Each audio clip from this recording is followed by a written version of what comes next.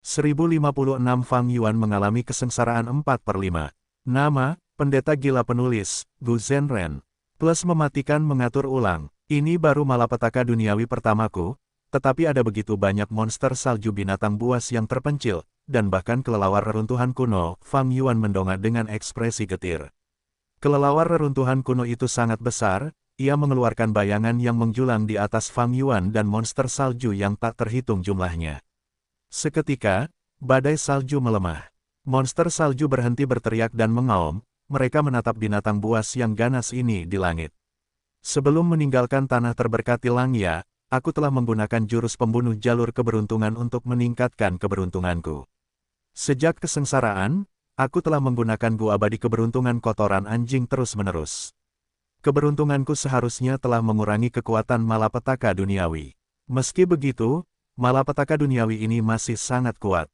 Fang Yuan menggertakkan giginya, memfokuskan pikirannya lagi. Kelelawar reruntuhan kuno itu terbang di langit, tubuhnya besar seperti gunung, menghantam Fang Yuan. Seketika, aura meledak keluar, udara terkompresi saat tekanan kuat bisa dirasakan. Jurus pembunuh jalur pedang, gelombang pedang 3 lapis. Fang Yuan tidak punya cara untuk mundur, dia hanya bisa menghadapinya dan menggunakan jurus pembunuh jalur pedang ketiga. Gemuruh, suara keras. Gelombang pedang di sekitarnya mulai bergerak, bergemuruh saat riak-riak muncul. Gelombang-gelombang ini bersinar dengan cahaya putih keperakan, sangat tajam dan memiliki kekuatan ofensif yang luar biasa. Gelombang-gelombang itu bergerak ke atas menentang gravitasi, terbelah di udara, saat beberapa gelombang raksasa menghantam kelelawar reruntuhan kuno. Kelelawar reruntuhan itu tidak mengeluarkan suara, ia menghancurkan gelombang-gelombang ini. Fang Yuan mendorong dengan tangannya, swoosh, gelombang besar lainnya muncul. Gelombang ini lebih besar dari yang pertama, memenuhi seluruh lingkungan. Ada banyak riak di tepi gelombang, mereka bersinar dan memancarkan aura berbahaya.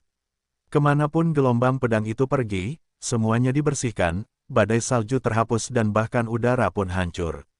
Jelas, ini adalah serangan area of effect. Ia menggunakan pedang gelombang peringkat 7 Immortal Gu sebagai intinya, bersama dengan beberapa jalur air Immortal Gu yang dipinjam dari roh tanah Langya oleh Fang Yuan. Gelombang pedang kedua menghantam kelelawar reruntuhan. Kelelawar reruntuhan yang terbang turun itu berhenti bergerak sejenak, pada saat yang sama, ia menjerit kesakitan. Gelombang pedang itu tidak berlangsung lama, setelah surut, Fang Yuan dapat melihat bahwa ada bekas-bekas pedang yang dalam pada kelelawar reruntuhan kuno itu. Dalam situasi normal, kelelawar reruntuhan akan menghindari bahaya dan akan mundur ketika mereka menghadapi bahaya yang mengancam nyawa mereka. Namun, kelelawar reruntuhan kuno ini bukanlah spesimen biasa, ia terbentuk dari malapetaka duniawi. Setelah terluka, ia tidak beristirahat, ia menyerang Fang Yuan tanpa henti. Kelelawar kehancuran adalah binatang jalur ruang angkasa, menghadapinya, pedang abadi Fang Yuan tidak banyak berpengaruh. Karena ruang di sekitar Fang Yuan dipengaruhi oleh kekuatan kelelawar kehancuran. 1 atau 2 langkah akan membutuhkan beberapa ratus langkah untuk menempuhnya dalam kenyataan. Menghindar saja adalah ide yang buruk. Meskipun kelelawar kehancuran terbang perlahan, kekuatan jalur ruang angkasanya juga membatasi kecepatan Fang Yuan. Satu-satunya cara untuk melawan adalah dengan melenyapkan musuh, menggunakan serangan terhadap serangan, itu adalah rencana terbaik. Untungnya, gelombang pedang 3 lapis dapat melepaskan 3 gelombang pedang, kekuatannya tumbuh dengan setiap gelombang. Gelombang ketiga, gelombang pedang setinggi 10 meter, menghantam kelelawar kehancuran kuno dengan kekuatan yang luar biasa, suara gelombang yang bergerak memenuhi dunia.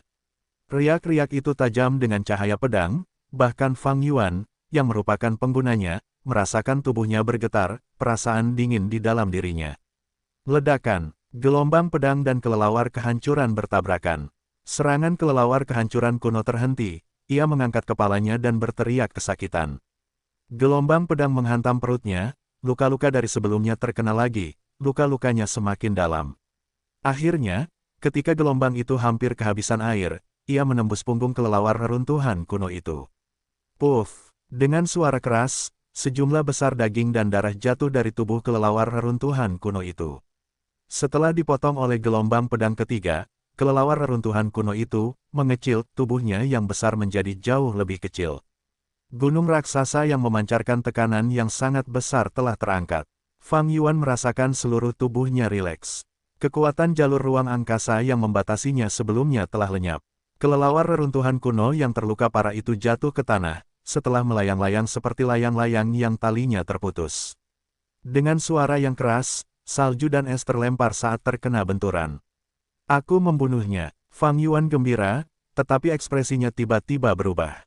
Sejumlah besar makna sejati memasuki pikirannya, seperti air terjun dari 9 surga. Makna sejati ini jauh melampaui total keuntungan dari sebelumnya. Dalam sekejap, kondisi pikiran Fang Yuan tercerai-berai. Fang Yuan lupa diri, dia seperti kelelawar perusak, dari lahir hingga tumbuh dewasa, hingga kematiannya. Terbang di langit, dia menerobos angkasa, bepergian dengan bebas di dunia yang luas. Setelah linglung sesaat, Fang Yuan tersentak sadar, matanya, yang tidak fokus, memancarkan cahaya tajam. Sepertinya terlalu banyak makna sejati akan seperti ular menelan gajah, aku akan makan berlebihan dan berisiko mati karena perutku pecah. Menyadari hal ini, keringat dingin menetes dari dahi Fang Yuan. Arti sebenarnya dari Reckless Savage adalah baik, itu adalah cara tercepat untuk meningkatkan tingkat pencapaian seseorang. Namun, ada batas untuk segala sesuatu di dunia ini. Terlalu banyak hal yang baik akan menyebabkan kerusakan. Dengan terlalu banyak makna sejati Reckless Savage, kesadaran Gu Immortal akan hancur. Untungnya, Fang Yuan memiliki dasar jalur kebijaksanaan dan memiliki jalur kebijaksanaan defensif Gu Immortal yang dipinjamnya dari roh tanah Langya. Jika tidak, kesadaran Fang Yuan akan dihancurkan oleh makna sejati. Setelah kehilangan akal sehatnya, dia mungkin berpikir bahwa dia benar-benar kelelawar kehancuran yang telah mati dalam bencana duniawi. Aku hanya memiliki sedikit esensi abadi yang tersisa. Untungnya, kelelawar kehancuran kuno itu sudah mati. Fang Yuan melayang di langit, melihat ke bawah. Setelah mayat kelelawar kehancuran itu mendarat di tanah, ia berubah menjadi salju, hancur berkeping-keping.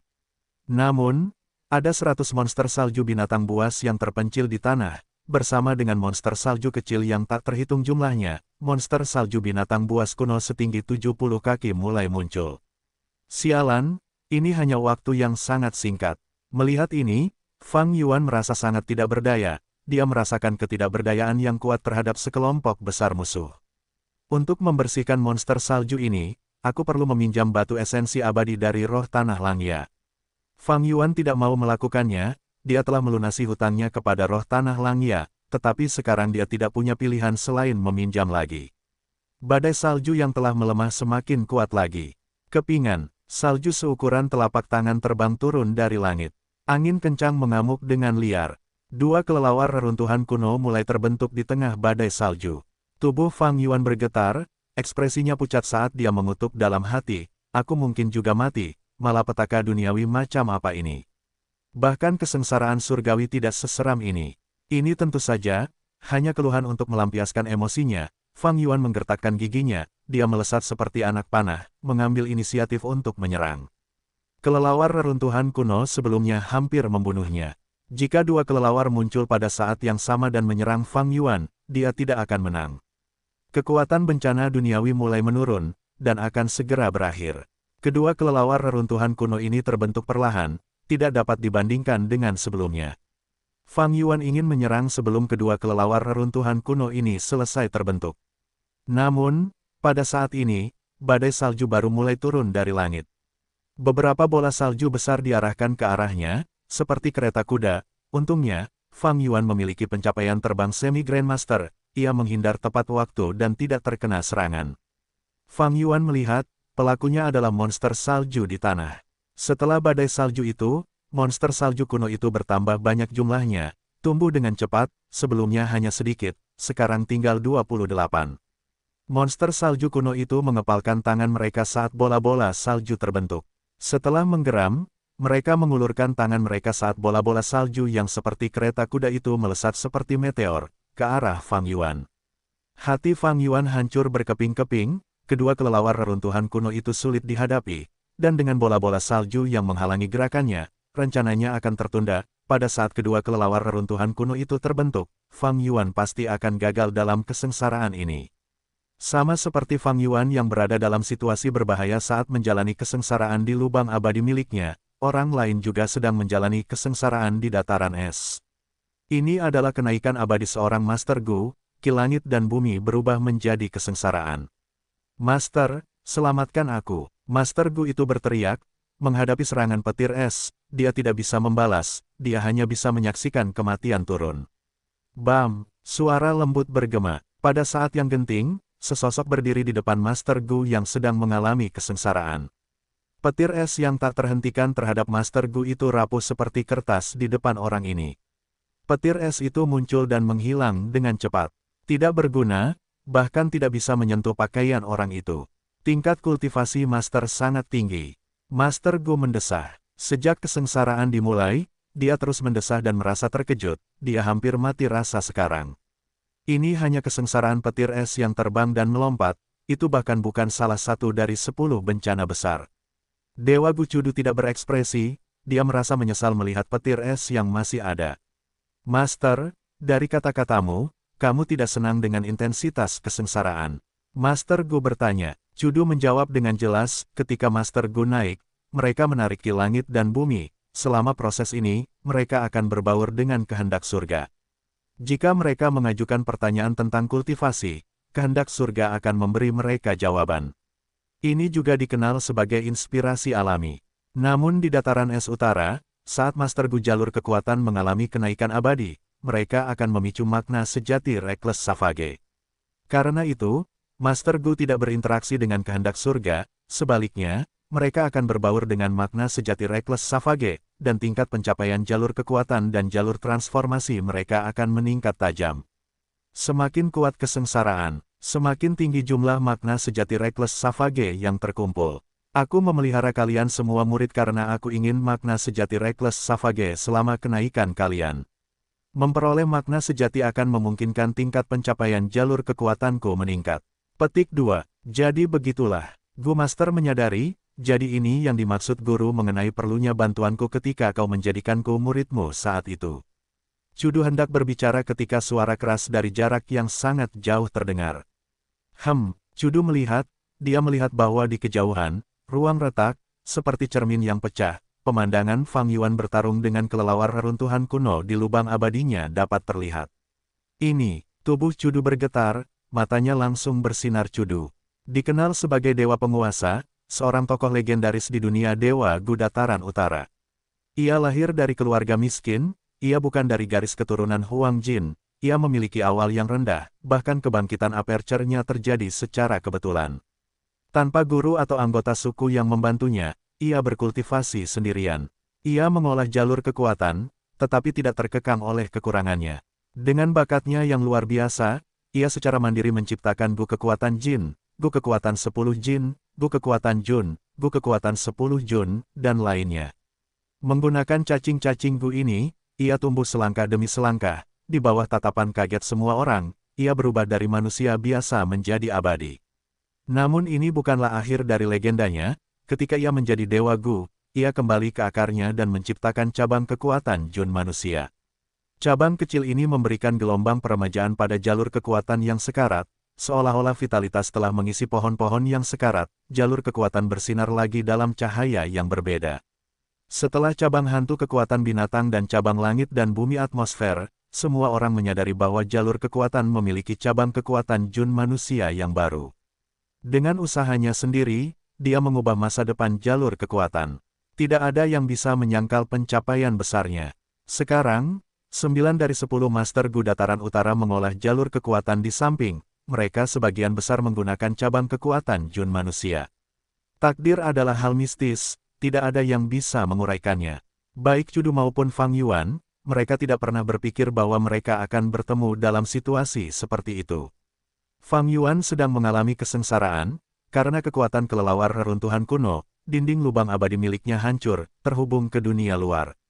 Dan Chudu membantu muridnya dalam kesengsaraan kenaikan abadi, menyerap arti sebenarnya dari Reckless Savage. Dataran es utara sangat luas, tetapi kedua orang ini memilih lokasi kesengsaraan mereka begitu dekat. Kedua mata mereka bersentuhan dalam sekejap. Chudu baru saja menghancurkan kesengsaraan muridnya, salah satu tangannya berada di belakang punggungnya, sementara yang lain sedang bermain-main dengan petir es, dia tenang dan kalem. Fang Yuan mengenakan jubah putih, tatapannya tajam, tubuhnya terluka, Niat bertarung muncul dalam dirinya seperti dia adalah pedang dewa, ketajaman dalam dirinya bahkan membuat Chudu mengerutkan kening. Seseorang sedang mengalami kesengsaraan di sini, apa yang terjadi? Kelelawar reruntuhan kuno di dalam memiliki makna sejati Reckless Savage, itu terwujud menggunakan kesengsaraan. Orang ini memiliki metode yang luar biasa, dia dapat meniru kenaikan abadi dan memperoleh makna sejati Reckless Savage untuk meningkatkan dirinya. Chudu merasakan keterkejutan yang luar biasa sebelum berubah menjadi kegembiraan. Dewa dominasi Chudu, Fang Yuan terkejut, orang ini membantu orang lain dengan kesengsaraannya, dia pasti mengincar makna sejati Reckless Savage. Oh tidak, dia melihat apa yang terjadi di sini, dia pasti akan mencariku. Fang Yuan telah memperoleh jurus pamungkas penempaan kesengsaraan abadi dari roh daratan, ini merupakan daya tarik yang besar bagi dewa dominasi Chudu. Selama aku bisa mendapatkan metodenya, mengapa aku perlu repot-repot membesarkan murid untuk kenaikan abadi?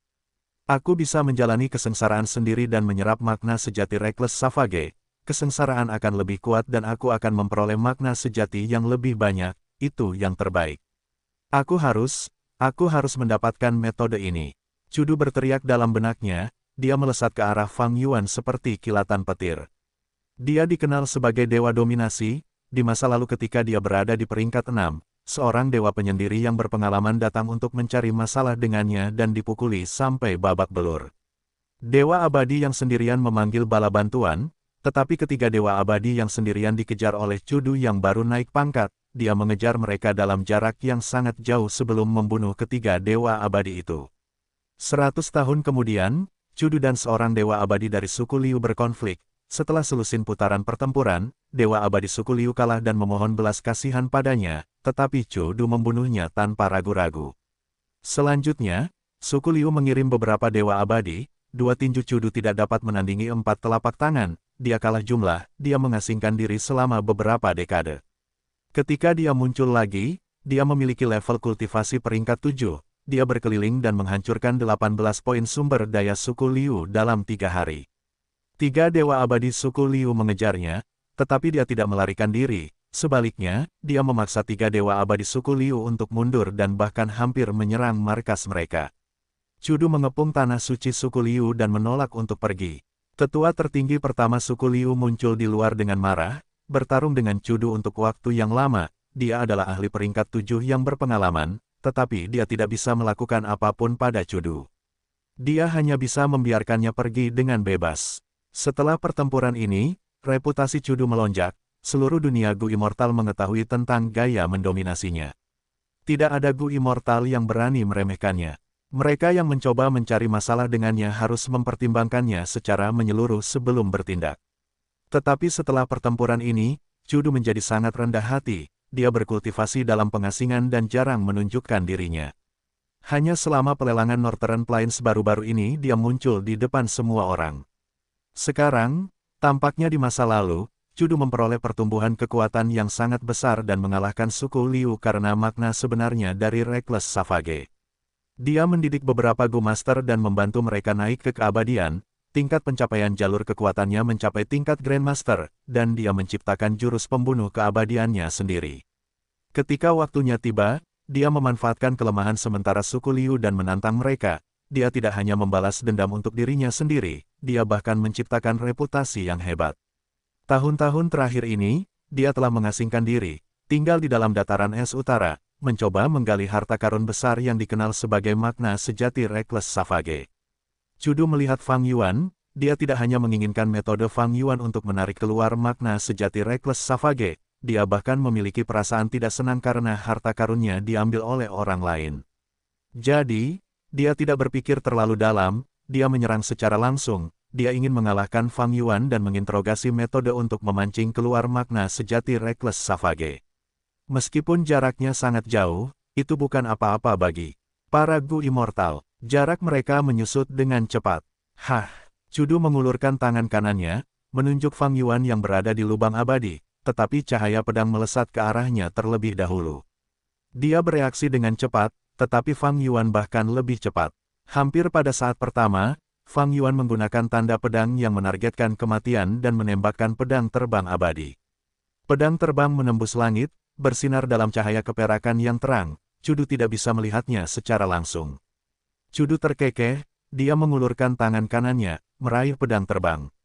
Ledakan. Sebuah ledakan menyebabkan udara meledak. Sebuah hantu jalur kekuatan besar dalam bentuk tangan kanan Cudu meremas udara. Itu seperti gunung yang mengamuk, bergerak cepat dan meraih pedang terbang abadi.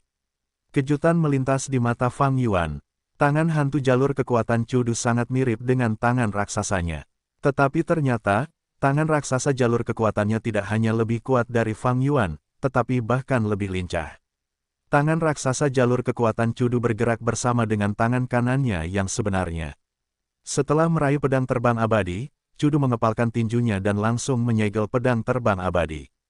Fang Yuan langsung merasakan bahwa hubungannya dengan pedang terbang abadi melemah drastis. Cudu mengerutkan kening tanpa disadari, dia membuka tinjunya yang terkepal, dia melihat jejak darah di tengah telapak tangannya. Itu adalah jurus pamungkas tanda pedang yang menargetkan efek kematian. Menarik, dia berkomentar ringan. Sementara dia mengatakan itu, luka di telapak tangannya sudah sembuh. Serahkan metodenya dan aku akan mengampuni nyawamu. Cudu berseru tetapi ketika dia mengangkat kepalanya, ekspresinya berubah. Pada saat yang genting, Fang Yuan memotong bagian bawah tubuhnya. Ia menggunakan jurus pembunuh jalur darah tertentu dan memurnikan tubuh bagian bawahnya menjadi genangan darah. Darah menyatu ke dalam celah lubang abadi dan memperbaiki retakan di dalam ruang dalam sekejap. Cudu dengan cepat menggunakan tangan raksasa jalur kekuatannya untuk menyerang. Namun, itu terlambat sesaat, ia telah kehilangan kesempatannya. Tangan raksasa itu gagal mengenai apapun, seperti meteor yang jatuh. Tangan itu mendarat di tanah dan membentuk kawah besar selebar lebih dari puluhan meter. Cudu terbang ke tempat Fang Yuan meletakkan lubang abadinya dengan ekspresi berat. Ia tidak memiliki metode apapun untuk menerobos lubang abadi. Sialan, kenapa aku bertemu dengan dewa dominasi dari semua orang? Di dalam lubang abadi, Fang Yuan hanya tersisa dengan tubuh bagian atasnya, ia melayang di udara. Luka-lukanya parah, tubuh bagian bawahnya telah dimurnikan dan digunakan. Rasa sakit yang hebat tidak memengaruhi Fang Yuan karena penggunaan cacing gu, berhadapan dengan dua kelelawar reruntuhan kuno, ia tetap tenang dan kalem. Aku harus membunuh kedua kelelawar penghancur ini secepatnya. Fang Yuan menggertakkan giginya, ekspresinya kejam. Gelombang pedang 3 lapis. Dia menggunakan jurus pamungkas ini secara berurutan, gelombangnya menghantam kelelawar penghancur kuno. 7 lubang. Fang Yuan menyemburkan darah, kepalanya pusing, dia hampir pingsan. Kepalanya sakit, gelombang pedang 3 lapis adalah jurus pamungkas yang menggunakan banyak cacing gu, tidak mudah untuk mengaktifkannya. Untuk menggunakan begitu banyak cacing gu, dia telah menggunakan semua pikiran dalam benaknya, otaknya dalam keadaan terlalu banyak bekerja. Dan untuk melindungi dinding lubangnya, untuk mencegah kelelawar penghancur kuno menyebabkan lebih banyak kerusakan, Fang Yuan harus memblokir semua serangan kelelawar penghancur kuno dengan putus asa. Detik berlalu seperti tahun. Setiap kali dia memblokir serangan kelelawar penghancur kuno, penglihatan Fang Yuan menjadi gelap, dia tidak yakin tentang kemampuannya untuk memblokir serangan berikutnya. Dia tidak bisa memikirkan hal lain, semua pikiran yang baru dihasilkannya digunakan untuk memobilisasi semua cacing gu di tubuhnya. Kedua belah pihak bagaikan prajurit dalam pertarungan maut, mereka menyerang dengan senjata tajam dan menusuk lawan terus-menerus, siapapun yang tidak mampu bertahan akan kalah terlebih dahulu. Setelah beberapa waktu, embusan angin bertiup, kejernihan melintas di mata Fang Yuan yang linglung. Apakah aku berhasil? Dia menatap ke langit, ke arah kelelawar reruntuhan kuno yang jatuh sambil bergumam pada dirinya sendiri. Tak lama kemudian, pikiran dalam benaknya terisi kembali, dia akhirnya bisa berpikir lagi. Dia akhirnya membunuh satu kelelawar reruntuhan kuno, masih ada satu lagi yang tersisa.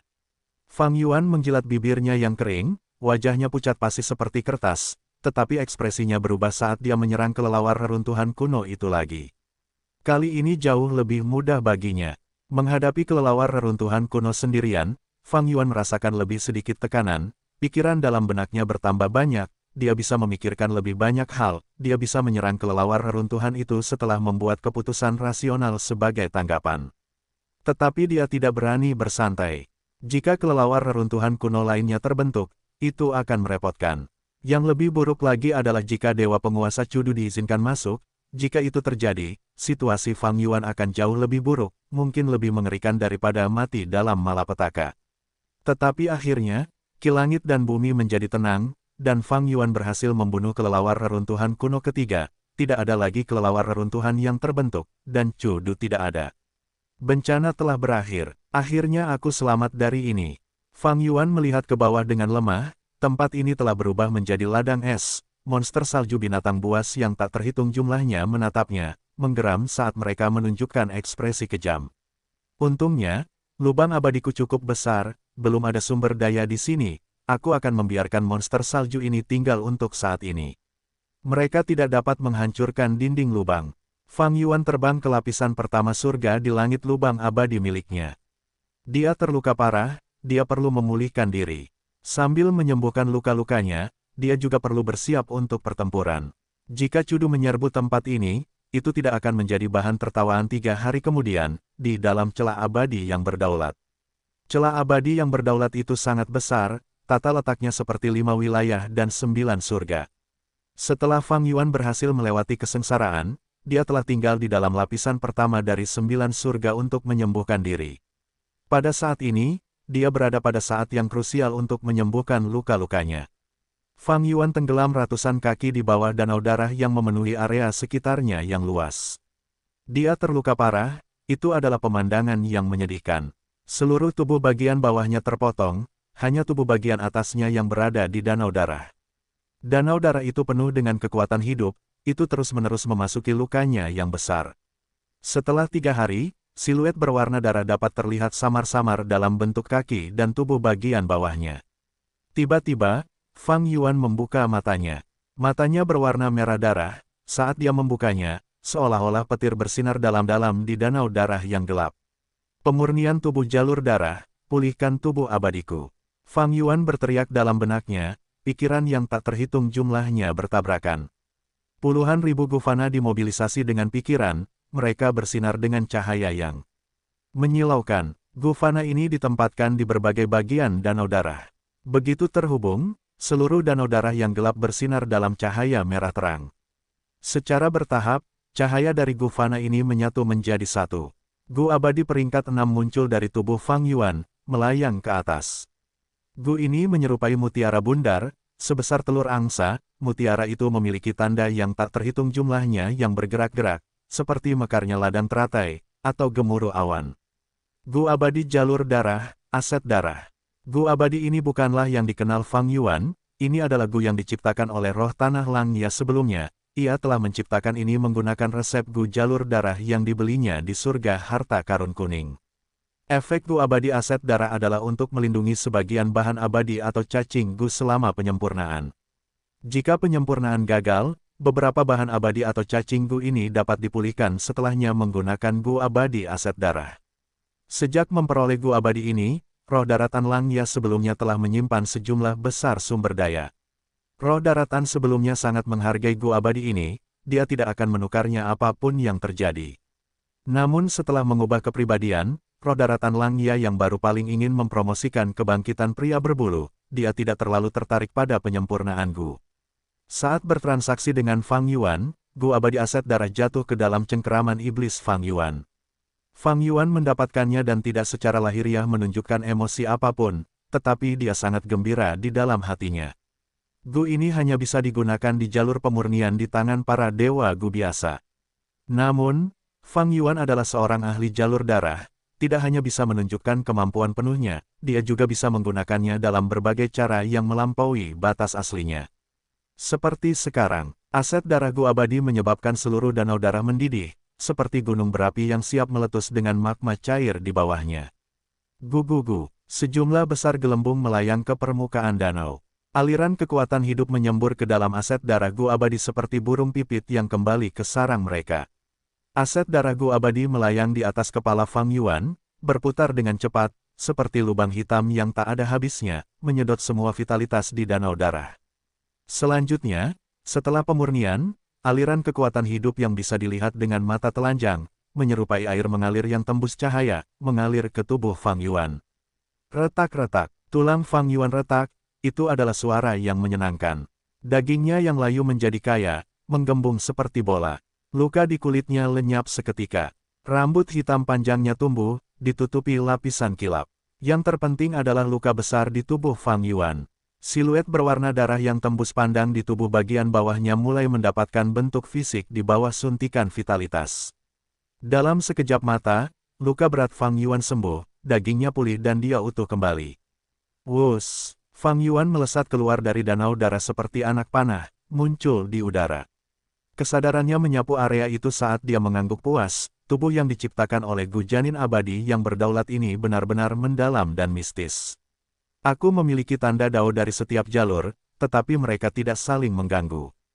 Karena itu, aku dapat menggunakan metode penyembuhan dari jalur apapun dan menunjukkan efek penuhnya. Jika tidak, bagaimana aku bisa pulih dari luka mengerikan ini hanya dalam 3 hari? Fang Yuan mengulurkan lengannya, aset darah Gu abadi melesat keluar dari danau darah seperti meteor, ke tangan Fang Yuan. Memegang Gu abadi ini di depannya, Fang Yuan melihat dengan penuh penghargaan sebelum meletakkannya di dadanya. Aset darah Gu abadi hidup di tubuh Fang Yuan, di area dadanya, berubah menjadi tato mutiara merah. Jenis penyimpanan ini tidak aman. Jika tubuh Fang Yuan hancur, aset darah Gu abadi juga akan menghadapi kehancuran.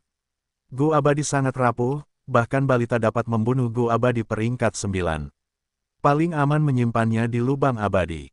Namun sekarang, lubang abadi berdaulat Fang Yuan masih berada di dunia luar, dia hanya bisa melakukan ini, tetapi selama dia berhati-hati, tidak akan ada masalah. Dalam 500 tahun kehidupanku sebelumnya, aku tidak bisa mendapatkan satu pun Gu abadi jalur darah bahkan setelah pencarian yang lama, aku tidak punya pilihan selain memurnikan jangkrik musim semi musim gugur. Jika aku memiliki Gu abadi jalur darah ini saat itu, aku pasti sudah mencapai lebih banyak hal dalam hidup. Bahkan jika 10 sekte kuno besar mengepungku, aku akan mampu melawan mereka dengan percaya diri. Fang Yuan tidak hanya membual. Dalam kehidupan sebelumnya, dia memiliki kekuatan tempur di puncak peringkat 6, dia telah bertarung melawan 2 Gu abadi peringkat 7 biasa dan menang. Meskipun ada banyak alasan untuk hasilnya, seperti medan dan kebetulan lainnya, mengalahkan peringkat 7 sebagai peringkat 6 benar-benar prestasi yang luar biasa. Tentu saja, dibandingkan dengan Bo Qing dan Feng Jiuge, ini adalah prestasi yang sangat biasa. Tetapi yang terpenting adalah, Fang Yuan mengalahkan Gu abadi peringkat 7 tanpa Gu abadi sendiri. Dia menggunakan Gu Fana jalur darah dan gerakan pembunuh Fana untuk mengalahkan musuh yang begitu kuat. Selama waktu itu, Fang Yuan menjadi abadi menggunakan jalur darah. Ia tidak hanya menciptakan Gu Fana jalur darahnya sendiri, ia bahkan merancang banyak gerakan pembunuh jalur darah. Gerakan-gerakan itu memiliki kekuatan tinggi, efek misterius, atau kemampuan yang sangat haus darah. Tingkat pencapaian jalur darah Fang Yuan adalah Grandmaster, ia tidak kekurangan apapun kecuali Gu abadi jalur darah. Jika ia memilikinya, ia dapat dengan cepat mengubah gerakan pembunuh fananya menjadi gerakan pembunuh abadi yang tak terhitung jumlahnya, kekuatan tempurnya akan melonjak luar biasa. Dalam kehidupan sebelumnya, atau bahkan setelah kelahiran kembali, Fang Yuan tidak memperoleh satu pun Gu abadi jalur darah. Setelah kelahiran kembali, ia maju dengan cepat, mengambil risiko besar dan menghadapi tantangan besar. Karena berbagai alasan, ia tidak memperoleh satu pun Gu abadi jalur darah. Catatan penulis, sebenarnya, itu adalah pengaruh kehendak surga. Sampai baru-baru ini, ia akhirnya memperoleh Gu abadi aset darah dari perdagangan dengan roh tanah Langya. Sebenarnya, Fang Yuan tidak ingin memulai kultivasi jalur darahnya begitu awal. Setiap Gu abadi jalur darah akan terdeteksi oleh pengadilan surgawi dan terdaftar di Dewan Penghakiman Iblis. Jalur darah sangatlah berbahaya, bahkan para kultivator iblis tidak menyukainya, semua orang ingin membasmi mereka. Ketika Fang Yuan memperoleh aset darah Gu abadi, dia berpikir, semakin sedikit aku menggunakannya, semakin baik. Namun, situasinya tidak dapat diprediksi. Selama masa kesusahan, dia bertemu dengan Dewa Dominasi Cudu, hidupnya dipertaruhkan, dia harus menggunakan aset darah Gu abadi untuk menciptakan jurus pembunuh abadi untuk menutup celah di dinding lubang. Ketika menyembuhkan dirinya sendiri, Fang Yuan juga menggunakan jurus pembunuh jalur darah. Hanya teknik penyembuhan ini yang dapat menyembuhkan luka-lukanya dengan cepat, dan memungkinkannya untuk bertahan melawan ancaman besar Cudu. Fang Yuan tidak ingin meminta bantuan lebih banyak dari roh daratan Langya. Semakin banyak yang ia ungkapkan, semakin tinggi kemungkinan kebocoran informasi. Fang Yuan telah menyimpan beberapa informasi dari roh daratan Langya, ia menyembunyikan rahasia terbesar dari celah abadi yang Berdaulat, Fang Yuan adalah seorang Grandmaster jalur darah, dengan akumulasi mendalam selama 500 tahun, mudah untuk mengubah jurus pembunuh fana jalur darah menjadi jurus pembunuh abadi, itu adalah proses yang alami. Tidak seperti Hei Loulan di masa lalu, yang menghadapi begitu banyak kesulitan dalam meningkatkan kekuatan diri hantu ke tingkat abadi. Faktanya, ia telah menciptakan banyak resep Gu abadi jalur darah di kehidupan sebelumnya. Namun karena tingkat pencapaian jalur penyempurnaan dan jalur kebijaksanaannya terlalu rendah, ia tidak dapat melanjutkan deduksi tersebut, keduanya sangat tidak lengkap. Setelah mengambil Gu abadi aset darah, Fang Yuan berpikir dalam hati, 3 hari telah berlalu, Cudu tidak menyerang, sepertinya ia tidak memiliki metode untuk menerobos celah abadi. 3 hari yang lalu, Fang Yuan membayar harga yang sangat mahal karena terluka parah untuk menutup celah dinding celah, menyebabkan rencana Cudu gagal. Jika Cudu punya cara, dia pasti sudah menggunakannya. Namun, 3 hari telah berlalu, bahkan jika beberapa cara butuh waktu untuk persiapan, cara itu tidak akan memakan waktu 3 hari, jadi, Fang Yuan menduga bahwa Cudu tidak punya pilihan. Ini tidak aneh. Setelah lubang abadi ditempatkan di 5 wilayah, selama pintu masuknya tidak terbuka, lubang itu akan menyusut menjadi titik kecil dan tidak terdeteksi. Orang luar tidak bisa menerobos masuk. Saat itu, ketika Sekte Bangau Abadi menyerang tanah terberkati Hu Immortal, mereka harus menggunakan garis keturunan Fang Zheng sebagai penghubung untuk menggunakan metode jalur darah dalam merasakan di mana tanah terberkati itu berada. Cudu adalah Gu Immortal jalur kekuatan, sementara metode untuk menembus lubang abadi melibatkan jalur ruang angkasa. Fang Yuan menebak dengan benar, tetapi dia tidak santai sebagai hasilnya. Meskipun Cudu tidak bisa menerobos lubang abadi yang berdaulat, dia bisa tetap tinggal dan menjaga area ini. Ini adalah situasi yang diharapkan. Berpikir dari sudut pandangnya, sebagai Gu Immortal jalur kekuatan Cudu yang sangat ingin mendapatkan makna sebenarnya dari Reckless Savage, apakah dia akan pernah melepaskan kesempatan sebesar itu? Di masa lalu, saat menghadapi suku Liu, sebuah kekuatan super, Cudu tidak pergi dan tetap berada di luar markas mereka, sampai tetua tertinggi pertama suku Liu bertarung dengannya. Fang Yuan sendirian, bagaimana dia bisa dibandingkan dengan suku Liu? Bahkan jika dia menambahkan tanah terberkati Langya, itu tidak dapat menandingi suku Liu. Para dewa Gu berbulu itu memiliki kekuatan tempur yang dapat diabaikan. Selain itu, bahkan jika Cudu tidak dapat menembus dinding lubang, dia dapat menemukan orang lain untuk membantu. Sepertinya aku terjebak di sini untuk saat ini. Jika aku mengumpulkan Immortal Aperture dan menggunakan Sword Escape, bisakah aku lolos dari kejaran Cudu? Fang Yuan menggelengkan kepalanya. Sword Escape Immortal Gu mungkin cepat, tetapi terbang dalam garis lurus. Aku harus berhenti jika ingin mengubah arah, ini adalah kelemahan utama.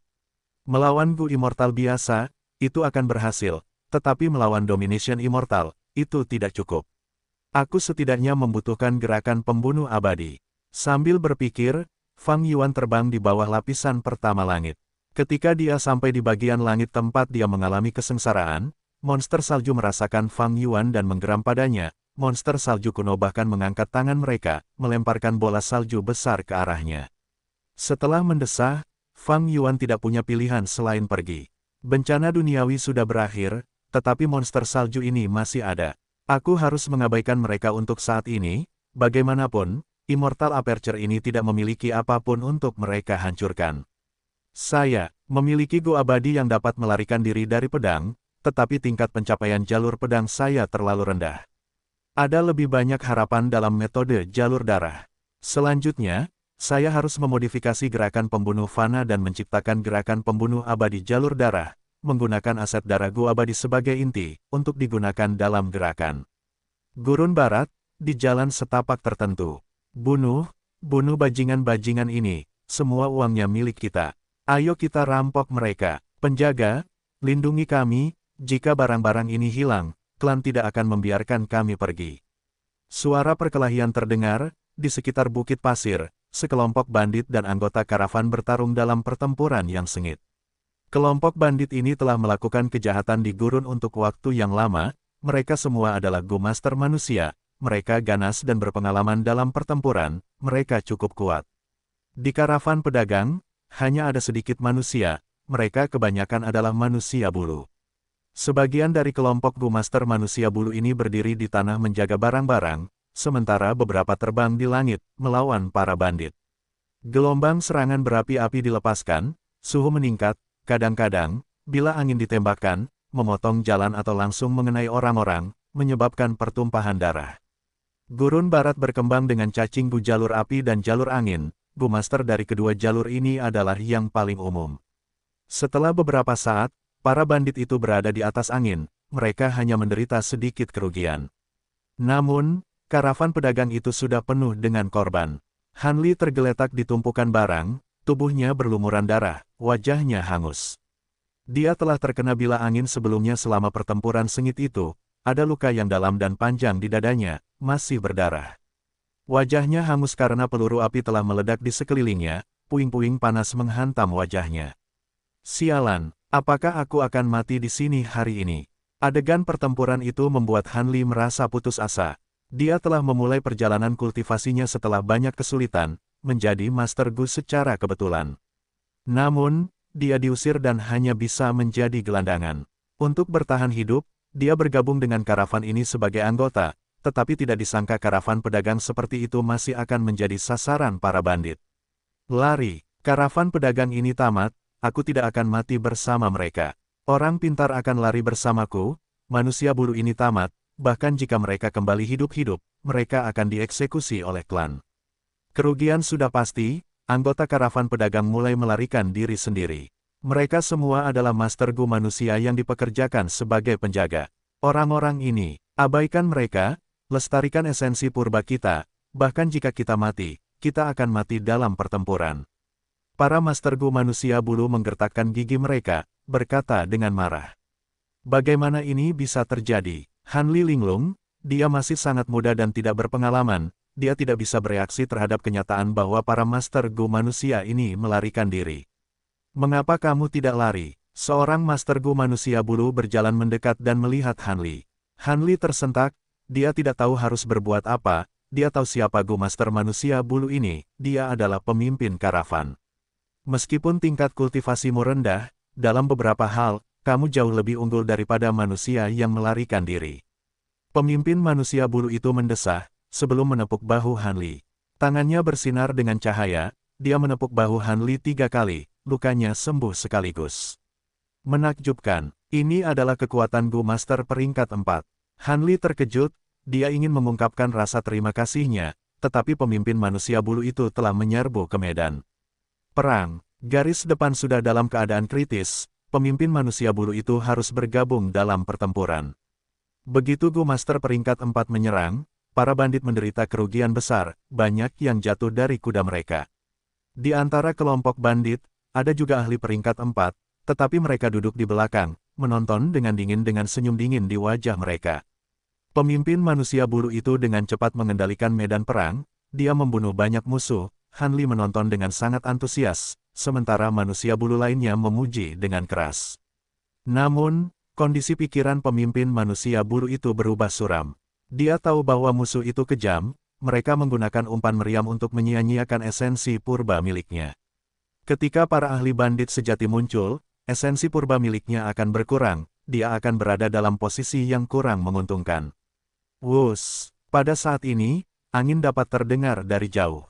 Anginnya sangat besar dan agung, seperti lolongan binatang buas yang terpencil. Semua orang menoleh, ketika seseorang berteriak, "Oh tidak, itu adalah tornado benang emas." Tornado di Gurun Barat terbagi menjadi benang emas, benang perak, benang perunggu, dan seterusnya, dalam urutan kekuatan yang menurun. Tornado benang emas adalah yang terkuat, bahkan seorang Master Gu peringkat 4 akan binasa jika mereka terjebak di dalamnya. Para manusia bulu panik, para bandit juga panik, seperti bubuk mesiu yang telah dinyalakan, mereka berteriak keras saat mereka menyerang karavan. Mereka ingin menghancurkan karavan pedagang sebelum tornado benang emas muncul, untuk mengambil barang-barang berharga dan pergi. Tunggu, teriak pemimpin manusia bulu, meskipun tornado itu berbahaya, dan Gu Master manusia bulu kemungkinan besar akan mati di dalamnya, mereka mampu terbang secara alami, mereka akan berada dalam situasi yang jauh lebih baik daripada manusia. Pertarungan sengit ini mencapai klimaks. Setiap saat, orang-orang kehilangan nyawa mereka. Han Li bersembunyi di antara barang-barang itu saat dia membela mereka. Dia memiliki tingkat kultivasi yang rendah, dia bukan target yang signifikan, para bandit tidak menganggapnya sebagai ancaman. Han Li memang bukan ancaman, ketika esensi purbanya dikeluarkan, dia tidak berbeda dari manusia fana yang tidak berdaya. Beberapa peluru api dan bila angin mengenai Han Li, karena dia berada di dekat barang-barang itu, dan kedua belah pihak tidak ingin merusak barang-barang itu. Tornado itu bergerak cepat, tadinya masih jauh, tetapi sekarang, sudah dekat dengan medan perang. Angin menderu, pasir beterbangan di udara, saat mengenai tubuh Han Li, dia merasa mati rasa dan sakit.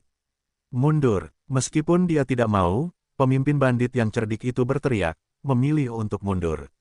Para bandit itu bergerak seperti angin, meskipun mereka terluka dan memiliki mata merah darah, mereka pergi dengan cepat.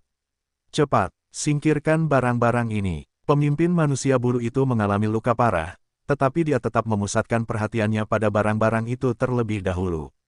Para manusia bulu itu dengan cepat menyelamatkan barang-barang itu, tidak ada yang peduli dengan Han Li. Tornado itu menyerang, Han Li tidak dapat menyelamatkan dirinya sendiri, dia tersedot ke dalamnya. Banyak manusia bulu dan sejumlah besar barang mengikutinya. Han Li tersapu ke dalam tornado, penglihatannya berputar, dia tidak dapat melihat ke arah mana dia menghadap. Ia bagaikan bunga, terbang bersama angin kencang, ia terancam mati. Bam! Ia tidak tahu apakah ia menabrak batu atau barang, tetapi ia langsung pingsan. Setelah sekian lama, ia perlahan terbangun. Anak muda, akhirnya kau bangun juga. Seorang lelaki tua duduk di sampingnya, berbicara samar-samar. Kau, siapa kau? Han Li masih linglung, ia melihat sekeliling dan menyadari bahwa ia terbaring di atas pasir, ada batu, mayat, dan barang berserakan di sekitarnya. Tornado berhenti. Aku selamat. Han Li tertegun sebelum meledak dalam kegembiraan. Jika aku tidak menyelamatkanmu, bagaimana kau bisa selamat? Lelaki tua itu tersenyum. Terima kasih, senior, karena telah menyelamatkan hidupku. Han Li segera memberi hormat, dengan tulus mengungkapkan rasa terima kasihnya. Lelaki tua itu mengangguk sebagai tanda penghargaan, dulu, sebelum menjadi abadi, aku sama sepertimu. Hari ini, tornado yang kau alami disebabkan olehku. Aku kalah taruhan dengan Tianjin. Sebelum mati, aku akan mewariskan warisan sejati seluruh hidupku kepadamu. Benua Tengah, di dalam lembah pedang patah. Di mana Guki Pedang? Kejar, Guki Pedang ini milikku, jangan coba-coba merebutnya. Sekelompok Master Gu berteriak, mereka membentuk aliran orang saat menyerbu ke lembah. Nak, jangan halangi kami. Siapapun yang menghalangi jalan kita akan mati. Hong Yi berada di luar lembah pedang patah ketika dia melihat sekelompok Master Gu yang panik menyerbu ke arahnya. Di antara mereka ada ahli tingkat 3 dan 4. Ekspresi Hong Yi memucat, dia segera melarikan diri saat dia menyingkir dari jalan mereka. Sekelompok Master Gu menciptakan badai debu, berlari cepat melewati tubuh Hong Yi. Apa yang terjadi? Hong Yi bergumam, jantungnya masih berdebar-debar. Mendengarkan percakapan di antara beberapa orang yang lewat menjelaskan situasinya kepadanya. Kudengar ada Gu Pedang Ki tingkat 4. Tidak heran banyak orang mengejarnya. Ayo cepat, kita mungkin bisa bertemu Gu Pedang Ki tingkat 4. Petik 2. Berangan-angan. Sudah berapa lama sejak lembah pedang patah ini terbentuk? Mungkin hanya ada satu Gu Pedang Ki tingkat 4. Jangan pernah berpikir tentang itu. Gu Pedang Ki, tingkat 4. Jantung Hong Yi bergetar, ekspresi iri muncul di wajahnya. Dia segera berlari ke lembah. Dia telah menjelajahi lembah ini sebelumnya, tetapi sebelumnya, tidak seperti ini.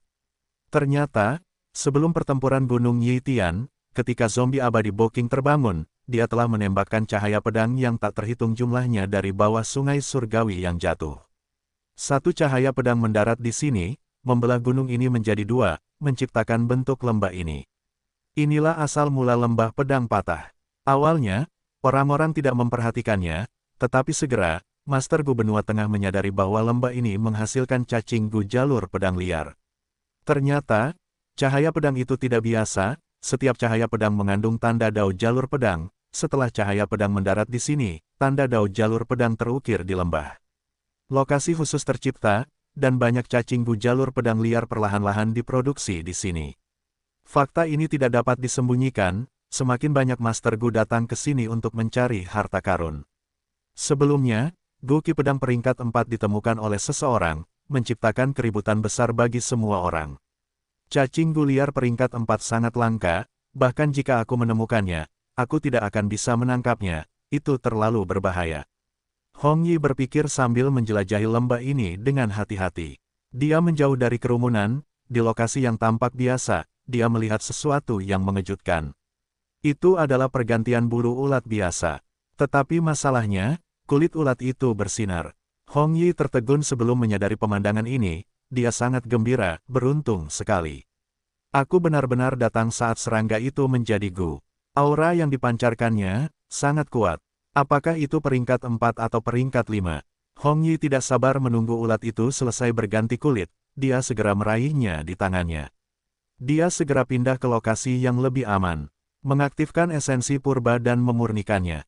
Sesaat kemudian, dia berhasil memurnikannya. Dia memperoleh cacing gu jalur pedang peringkat 5 yang sangat aneh. Cacing itu berwarna hitam dan seukuran telapak tangan, tampak seperti sarung pedang besi mini. Sarung pedang peringkat 5 gu. Apa gunanya gu ini? Meskipun aku memperoleh gu tingkat 5, esensi purbaku tidak dapat mengaktifkannya. Hong Yi mendesah dalam hati, ketika tiba-tiba, dia melihat cacing gu jalur pedang keluar dari semak-semak di dekatnya. Cacing itu terbang perlahan ke arahnya dan memasuki sarung pedang gu di tangannya. Hong Yi terkejut, seketika dia terdiam. Perbatasan selatan, di sebuah gunung kecil tanpa nama. Saat itu malam hari, hujan badai besar turun deras. Sang Xinci, hidupmu berakhir di sini hari ini. Seorang pria berotot berjalan menuju puncak dengan lengan di belakang punggungnya. Ada 3 Master Gu yang membela diri. 1 pria, 2 wanita.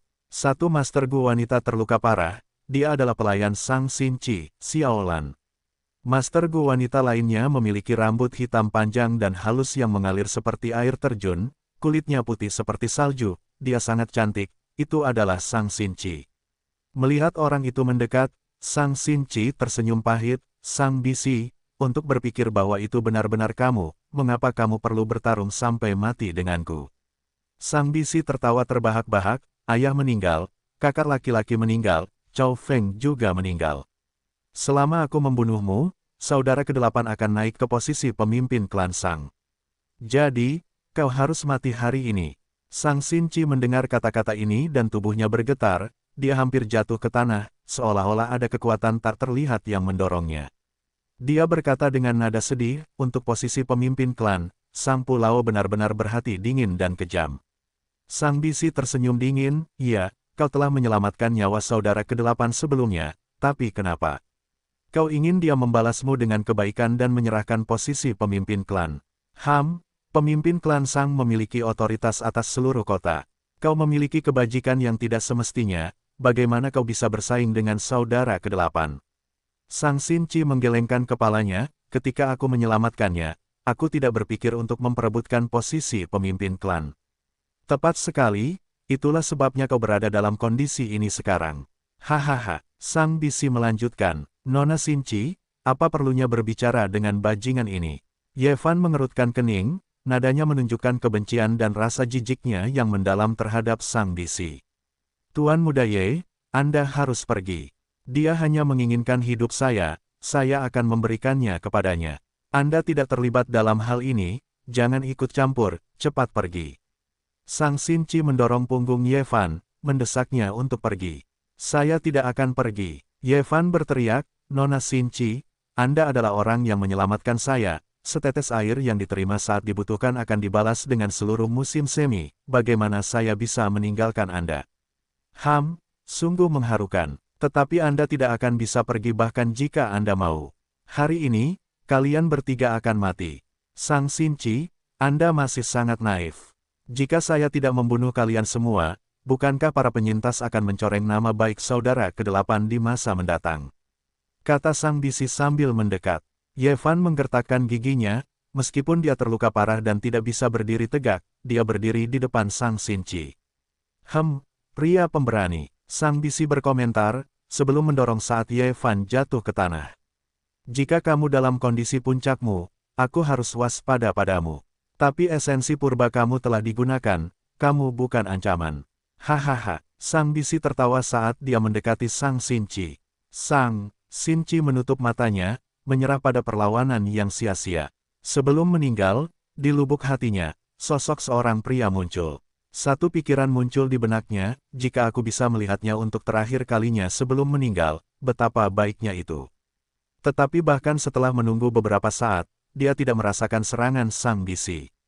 Sang Xinchi membuka matanya dengan bingung, dia hanya melihat bahwa sang bisi berada beberapa langkah di depannya, tidak bergerak sama sekali. Dia kaku seperti patung, ekspresi ketakutan membeku di wajahnya. Hanya demi sedikit kekuasaan dan kekayaan, kau mengabaikan hubungan kekerabatan, kau benar-benar aib bagi klan Sang. Seorang wanita abadi muncul. Benarkah? Sang Xinchi terkejut. Wanita abadi itu menatap Sang Xinchi dengan penuh persetujuan, berkata dengan hangat, "Jangan takut, aku adalah leluhur klan Sang, Sang Qingqing. Aku telah memutuskan, mulai sekarang, kau akan mengambil peran sebagai pemimpin klan Sang." Sungai Pot menyerupai sabuk giok panjang, terletak di wilayah timur benua tengah. Air di Sungai Pot mengalir lancar, seperti lagu yang indah, anggun dan harmonis. Ying Wuxie berdiri di tepi Sungai Pot sambil menunggu Feng Chanxi. Sementara itu, Hei Loulan, Sinu, dan Tai Bai Yun Seng bersembunyi di dekatnya, melindungi keselamatan Ying Wuxie. Air sungai mengalir perlahan, dua capung terbang di atas sungai, terkadang hinggap di rumput pot di dekatnya. Ada banyak rumput pot yang tumbuh di Sungai Pot. Jenis rumput ini berakar dalam di tanah di bawah sungai, menyerap nutrisi. Rumputnya panjang dan tipis, ujung rumput muncul di atas permukaan sungai. Ujung salah satu tangkai rumput pot memiliki buah berwarna coklat. Buah ini masih seukuran kepalan tangan, belum matang sekarang. Buahnya kosong di dalam, dan tidak tertutup rapat, ujungnya terbuka lebar. Pada saat ini, seekor capung mengikuti aroma buah dan memasuki buah dengan gegabah. Ia berjuang sejenak, tetapi ia terpikat oleh aroma yang kuat, ia tidak terbang keluar lagi. Ying Wuxie memperhatikan dengan diam. Ia tahu, dalam beberapa bulan, lebih banyak buah akan tumbuh, buah-buahan akan menjadi lebih besar, mereka akan menarik lebih banyak serangga, dan bahkan ikan dan udang. Saat mereka tumbuh, buah-buahan akan menutup pada akhirnya, dan ketika mereka matang sepenuhnya, ujung-ujung rumput pot akan terlihat seperti pot coklat, tertutup rapat. Dan selanjutnya, musim banjir tahunan Sungai Pot akan tiba. Selama musim banjir, Sungai Pot tidak akan lagi tenang, air akan bergerak cepat, menyapu semua rumput pot. Semua buah-buahan coklat ini akan mengalir di sungai, meninggalkan asal-usul mereka dan hanyut. Di kedua sisi sungai, Master Gu akan mulai mengangkut semua buah-buahan ini. Setelah menghancurkannya, mereka bisa mendapatkan ikan dan serangga di dalamnya, serta beberapa benih rumput pot. Ada juga kemungkinan mendapatkan cacing gu dari mereka. Cacing-cacing gu ini tidur di rumput pot, mereka dapat dengan mudah dimurnikan. Kekuatan super dari 10 sekte kuno besar, Wind Cloud Manor, bertanggung jawab atas Sungai Pot. Selama waktu ini setiap tahun, mereka akan mengadakan festival di sekitar Sungai Pot. Banyak sekali Gu Master akan datang ke sini, dari segala usia dan jenis kelamin, bukan hanya murid-murid Wind Cloud Manor, tetapi bahkan semua kekuatan di sekitarnya akan bergabung dalam musim perayaan. Saat Ying Wuxie melihat rumput pot di sungai, tatapannya mulai melayang ke tempat lain. Untuk mendapatkan cahaya dari era yang tak terlupakan, dia telah tinggal di Sungai Pot selama beberapa waktu. Di permukaan, dia tenang dan damai, tetapi banyak frustrasi menumpuk di dalam dirinya, dan perasaan ini semakin kuat seiring berjalannya waktu. Aku punya Spring Autumn Cicada, tetapi sekarang sudah disegel dan tidak bisa digunakan. Sebelum aku memurnikannya lagi, aku akan diawasi oleh kehendak surga. Kehendak surga tidak hanya dapat memengaruhi emosiku secara diam-diam, tetapi juga dapat merencanakan dan memengaruhi orang lain untuk menyerangku. Aku tidak bisa memberi kehendak surga waktu untuk bersiap, aku tidak bisa tinggal di tempat yang sama untuk waktu yang lama. Jika Feng Chanxi tidak muncul lagi, aku harus menyerah. Ying Wuxie mengambil keputusan. Pada saat ini, sebuah sosok hijau terbang cepat di sepanjang permukaan Sungai Pot, menuju Ying Wuxie. Itu adalah avatar boneka rumput tingkat 6. Bersikaplah waspada, waspadalah terhadap kejutan yang tidak terduga. Para dewa sekte bayangan mentransmisikan, memfokuskan pikiran mereka. Avatar boneka rumput melihat Ying Wuxie dan berkata dengan arogan, "Cahaya dari era yang tak terlupakan ada bersamaku." Tetapi guru berkata bahwa harga sebelumnya tidak akan berlaku, kamu harus membayar 30% ekstra atas dasar itu. Apa? 30% lagi? Ini pemerasan? Feng Chanzi ini benar-benar berani menaikkannya. Harganya sudah sangat tinggi, ditambah 30% lagi, itu terlalu mahal. Sinu dan Tai Bai Yun Seng berdiskusi. Ying Wuxie juga geram, tetapi tidak ada pilihan lain, dia membutuhkan cahaya dari era yang tak terlupakan. Untuk menyempurnakan perjalanan abadi tetap, cahaya dari era yang tak terlupakan dibutuhkan, tidak ada alternatif lain. Setelah terdiam beberapa saat, Ying Wuxie mengangguk, aku setuju. Avatar boneka rumput mendengus, kalau begitu, mari kita bertukar. Ying Wuxie sudah bersiap dengan matang, kedua belah pihak bertransaksi dengan cepat. Avatar boneka rumput menghitung jumlahnya sebelum menunjukkan ekspresi puas. Ying Wuxie menderita kerugian besar, dia membayar harga yang mahal tetapi dia akhirnya mendapatkan cahaya dari era yang tak terlupakan, dia secara keseluruhan masih senang dengan itu. Dia tersenyum pada avatar boneka rumput, ini adalah transaksi yang menyenangkan, kita harus bertukar lagi lain waktu. Avatar boneka rumput berkata, lagi. Itu tergantung pada suasana hati tuanku. Sebenarnya, sebelumnya, tuan tidak ingin berdagang, tetapi dia telah kalah taruhan dengan Lang Ziqiu beberapa waktu lalu, dia ingin mengganti kerugiannya, jadi aku datang. Kau harus ingat ini, tuanku jelas tidak memberikan cahaya zaman dahulu kala kepadamu. Aku mengerti, Sebenarnya, istanamu memiliki inventaris yang sangat besar, itu benar-benar lautan harta karun. Hanya sedikit cahaya zaman dahulu kala, apa yang bisa terpengaruh? Tidak seorang pun pasti akan menyadarinya. Ying Wuxie berkata dengan sopan. Petik 2, cukup, masalah ini sudah selesai, cepat pergi sekarang, kita tidak bisa tinggal lama di sini. Avatar boneka rumput berkata sebelum pergi. Bahkan tanpa pengingatnya, Ying Wuxie sudah bersiap untuk pergi. Menyembunyikan jejak mereka, setelah terbang sejauh 100.000 li, kelompok Shadow Sect mendarat di hutan tanpa nama, beristirahat dan memulihkan diri. Baru saja, meskipun kita memperoleh cahaya dari era yang tak terlupakan, harga Feng Chanzi terlalu tinggi, kita membayar terlalu banyak. Untuk menyempurnakan perjalanan abadi tetap, kita masih membutuhkan bahan abadi tambahan lainnya. Kata Sinu, untungnya, cahaya dari era yang tak terlupakan sudah diperoleh, masalah berikut lebih mudah dipecahkan. Kita dapat menggunakan Devi. Tai Bai Yun Seng menyarankan. Yang penting adalah, berapa banyak penyempurnaan yang dapat kamu lakukan dengan bagian cahaya dari era yang tak terlupakan ini. Hei Lo Lan langsung ke intinya. Ketika Gu Immortal menyempurnakan Gu Abadi, hanya satu kelompok bahan abadi tidaklah cukup. Mengabaikan gaya surga dan bumi manusia berbulu, dan hanya melihat gaya isolasi manusia, peluang untuk menyempurnakan Gu Abadi peringkat 6 seringkali kurang dari 1%. Secara teoritis, Ying Wuxie dan yang lainnya seharusnya telah menyiapkan 100 bagian bahan. Namun setelah percobaan, kenyataan lebih kejam lagi. Karena tingkat keberhasilan tidak hanya bergantung pada jumlah bahan abadi. Seringkali, bahkan dengan lebih dari 100 bagian bahan abadi, seseorang masih bisa gagal dalam penyempurnaan. Bagian cahaya dari era kuno ini dapat bertahan selama 9 kali percobaan penyempurnaan. Ying Wuxie berkata sambil berhenti. Diam-diam dia mengaktifkan Gu Abadi di tubuhnya. Gu Abadi inspeksi keberuntungan peringkat 6. Gu Abadi ini awalnya milik Qin Bai Seng, secara kebetulan, karena dia membutuhkannya, Sinu mendapatkannya dan menggunakannya untuk sementara. Setelah pertempuran Gunung Yitian, Sekte Bayangan gagal, dan Gu Abadi inspeksi keberuntungan ini dipindahkan ke Ying Wuxie. Ini adalah cacing Gu investigasi yang dapat memeriksa keberuntungan orang. Mata Ying Wuxie bersinar saat dia melihat ke atasnya. Penglihatannya sangat berbeda sekarang. Pilar keberuntungan, menyerupai ilusi, muncul di mata Ying Wuxie. Ying Wuxie terkejut, mengapa keberuntunganku meningkat begitu banyak entah dari mana? Dia telah memeriksa keberuntungannya sendiri sejak lama, itu sangat buruk. Dan karena kekurangan Spring Autumn Cicada, keberuntungannya terus menurun.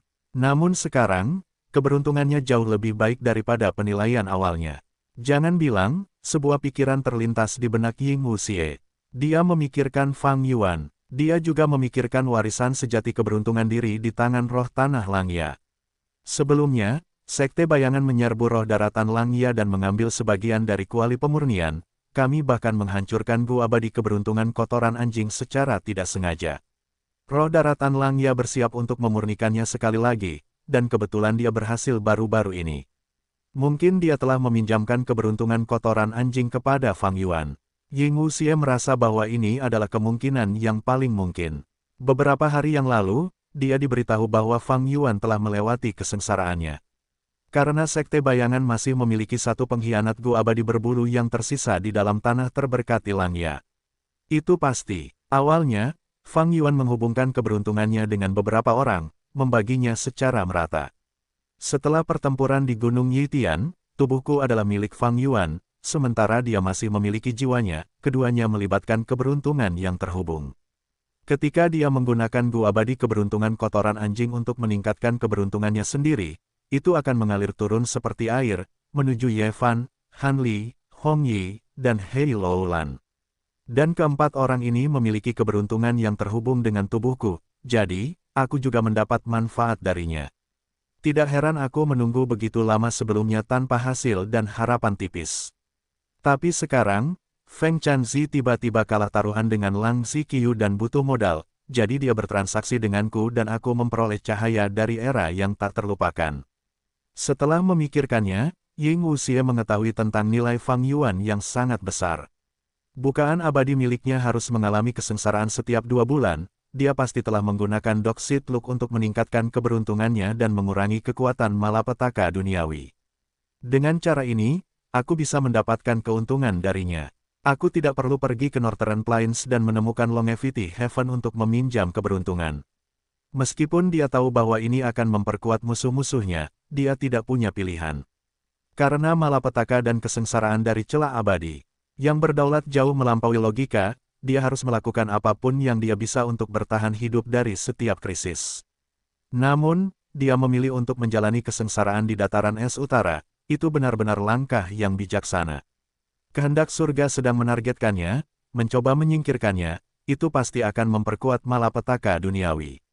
Namun menjalani kesengsaraan di dataran es utara, makna sebenarnya dari Reckless Savage menggantikan sebagian dari kehendak surga, itu sangat mengurangi bahaya. Kuharap kau bisa selamat dari ini, aku akan mengambil kembali tubuhmu suatu hari nanti. Setelah tinggal di hutan tanpa nama untuk sementara waktu, Ying Wuxie dan yang lainnya melanjutkan perjalanan mereka lagi. Ying Wuxie bergerak cepat, dia terdesak waktu. Bukan hanya karena jiwa sisa tubuh utamanya terjebak di alam mimpi, menghadapi bahaya besar sepanjang waktu, dia harus memanfaatkan keberuntungan ini untuk menyempurnakan perjalanan abadi tetap, karena peluang keberhasilannya akan jauh lebih tinggi. Dataran Utara, Dataran Es Utara. Guru, berapa lama kita harus tinggal di sini? Gu Immortal tingkat 6 yang baru saja mencapai jalur kekuatan tingkat lanjut bertanya dengan lemah lembut. Cudu berdiri di dataran es, dia melihat jejak tangan yang telah dia buat di tanah, sambil mendesah.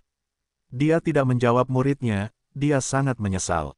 Aku terlalu gegabah sebelumnya, mengapa aku menyerangnya tanpa berpikir? Karena dia tahu metode untuk menarik keluar makna sebenarnya dari Reckless Savage, tidak akan mudah bagiku untuk mendapatkan metode ini, terlepas dari apakah itu jurus pembunuh abadi atau Gu Haus abadi.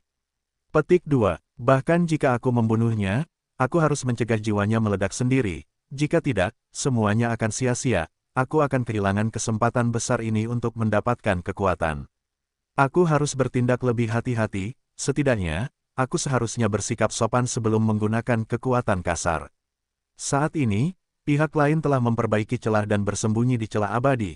Tempat itu mudah dipertahankan tetapi sulit diserang, aku tidak punya metode untuk menerobos masuk. Belum terlambat untuk menyelamatkan situasi. Mungkin aku bisa bicara dengannya. Baiklah, aku masih punya Gu abadi jalur pedangnya, ini adalah alat negosiasi.